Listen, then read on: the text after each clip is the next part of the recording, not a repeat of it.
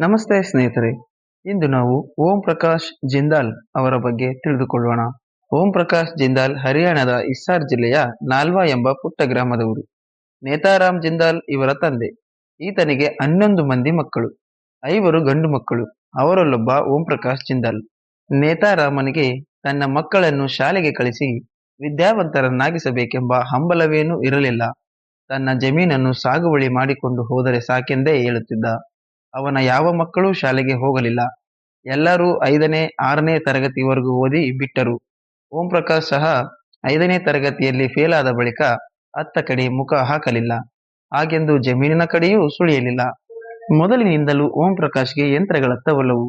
ಜೀವನದಲ್ಲಿ ನಾನು ಎಂಜಿನಿಯರ್ ಆಗ್ತೇನೆ, ಇಲ್ಲವೋ ಪೈಲ್ವಾನ್ ಆಗ್ತೇನೆ ಎಂದು ಹೇಳುತ್ತಿದ್ದ. ಎಂಜಿನಿಯರ್ ಆಗಬೇಕಾದರೆ ಕಾಲೇಜಿಗೆ ಹೋಗಬೇಕು, ಆದರೆ ನೀನು ಶಾಲೆಗೆ ಹೋಗುತ್ತಿಲ್ಲ ಎಂದರೆ, ಪರವಾಗಿಲ್ಲ ನೋಡ್ತೀರಿ, ಎಂಜಿನಿಯರ್ಗಳು ನಾಚುವ ರೀತಿಯಲ್ಲಿ ಕೆಲಸ ಮಾಡಿ ತೋರಿಸ್ತೀನಿ ಎಂದು ಹೇಳುತ್ತಿದ್ದ. ಯಾವ ಉದ್ಯೋಗ ಆರಂಭಿಸಬೇಕೆಂಬ ಬಗ್ಗೆ ಓಂ ಪ್ರಕಾಶ್ಗೆ ಸ್ಪಷ್ಟ ಕಲ್ಪನೆ ಇರಲಿಲ್ಲ.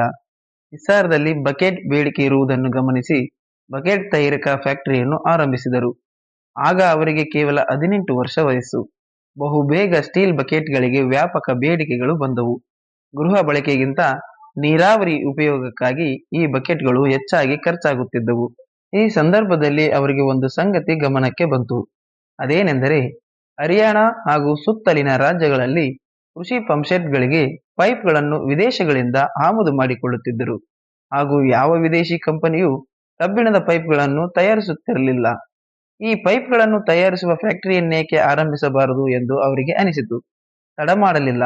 1952ರಲ್ಲಿ ಪಶ್ಚಿಮ ಬಂಗಾಳದ ಹುಯ್ಲಿ ಜಿಲ್ಲೆಯ ಲಿಲುವಾದಲ್ಲಿ ಪೈಪ್ ತಯಾರಿಕಾ ಘಟಕ ಆರಂಭಿಸಿದರು. 40,000 ಇದರ ಬಂಡವಾಳವಾಗಿತ್ತು. ಈ ಪೈಕಿ ಅರ್ಧದಷ್ಟು ಹಣವನ್ನು ಸಾಲವಾಗಿ ಪಡೆದರು. ಸ್ವತಃ ಓಂ ಪ್ರಕಾಶ್ ಪೈಪ್ ಉತ್ಪಾದನೆ ಉಸ್ತುವಾರಿ ನೋಡಿಕೊಂಡಿದ್ದರು. ಸೋದರರನ್ನು ಮಾರ್ಕೆಟಿಂಗ್ಗೆ ಬಳಸಿಕೊಂಡರು. ಜಿಂದಾಲ್ ಪೈಪ್ಸ್ ಲಿಮಿಟೆಡ್ ಸಂಸ್ಥೆ ಹುಟ್ಟಿಕೊಂಡದ್ದು ಹೀಗೆ. ದೇಶದ ಮೊಟ್ಟ ಮೊದಲ ಪೈಪ್ ಉದ್ಯಮದ ಹರಿಕಾರ ಜಿಂದಾಲ್. ಆಗ ಅವರಿಗೆ 22 ವರ್ಷ. ಪೈಪ್ ಉದ್ಯಮಕ್ಕೆ ಬೇಕಾಗುವ ಬೆಲೆಕ್ಸ್ ಸಾಕೆಟ್ಗಳು ವಿದೇಶಗಳಿಂದಲೂ ಬರುತ್ತಿದ್ದವು. ಅವನ್ನು ತಮ್ಮ ಫ್ಯಾಕ್ಟರಿಯಲ್ಲೇ ತಯಾರಿಸಲು ಪ್ರಾರಂಭಿಸಿದರು. ಈ ಎಲ್ಲ ಪ್ರಾಡಕ್ಟ್ಗಳಿಗೆ ಅದೆಂಥ ಬೇಡಿಕೆ ಬಂತೆಂದರೆ, ಸಾಮಾನುಗಳನ್ನು ಪೂರೈಸಲು ಆಗಲಿಲ್ಲ. ವಿದೇಶಗಳಿಗೆ ಹೋಗಿ ಭಾರೀ ಸಂಖ್ಯೆಯಲ್ಲಿ ಪೈಪ್ ತಯಾರಿಸುವ ಮಷಿನ್ಗಳನ್ನು ತಂದರು.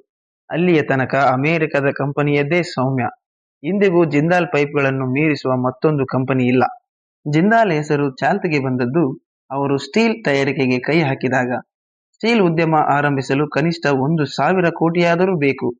ನಿಮ್ಮಲ್ಲಿ ಅಷ್ಟು ಹಣವಿದ್ದರೆ ಆರಂಭಿಸಿ, ಆದರೆ ಅಷ್ಟೇ ಹಣದಲ್ಲಿ ಇನ್ನೂ 10 ಫ್ಯಾಕ್ಟರಿ ಹಾಕಬಹುದಲ್ಲ ಎಂದು ಓಂ ಪ್ರಕಾಶ್ಗೆ ಸಲಹೆ ನೀಡಿದಾಗ ಅವರು ಹೇಳಿದರು, 1,000 ಕೋಟಿಗಿಂತ ಕಡಿಮೆ ಬಂಡವಾಳದ ಯಾವ ಉದ್ಯಮವನ್ನೂ ಆರಂಭಿಸಬಾರದೆಂದು ತೀರ್ಮಾನಿಸಿದ್ದೇನೆ.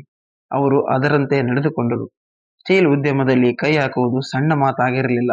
ಟಾಟಾ ಅವರಂಥ ದಿಗ್ಗಜರಿದ್ದರು.